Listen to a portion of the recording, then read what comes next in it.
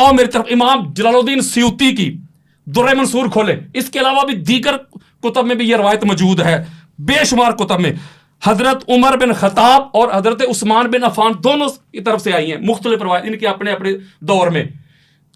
एक बंदे ने आके क्लेम कर दिया हजरत उमर बिन खताब के सामने, मैंने शादी की है, 6 माह के बाद मेरी जो वाइफ है उसने बच्चे को पैदा कर दिया।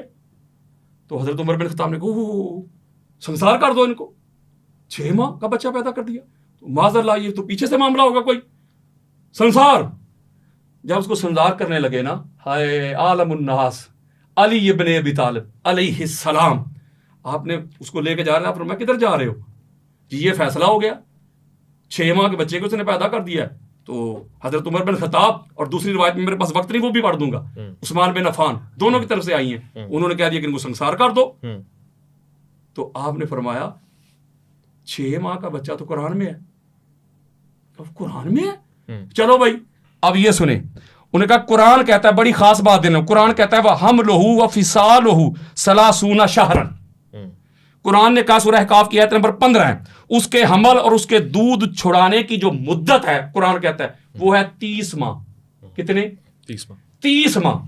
और कुरान मजीद फुरकान हमीद की सूरह बकरा की आयत नंबर 233 में अल्लाह रब्बुल इज्जत ने इरशाद फरमाया कि माएँ अपने बच्चों को 2 साल दूध पिलाएं। कितने साल? 2 साल।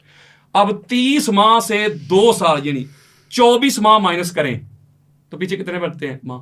6 बचते हैं ना। तो मौला अली अलैहिस्सलाम ने फरमाया 6 माह का बच्चा तो कुरान में है।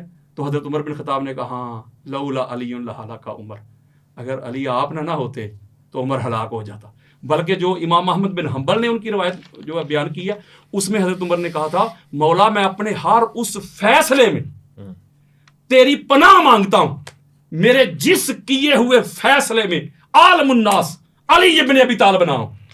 दौरे सदीकी पढ़े, दौरे फरूकी पढ़े, दौरे उस्मानी पढ़े, जब भी कोई फंसा है तो निकलने के लिए उसको एक ही घर नजर आया और वो घर अली इब्न अबी तालिब का घर है। अब कंपैरिजन करके देखें, कुरान ने कहा सबसे अफजल वो है जिसके पास इल्म है, जितना बड़ा आलिम है उतना अफजल है वो। ताजदार कायनात ने कहा सबसे अफजल वो है जिसके पास इल्म ज्यादा है।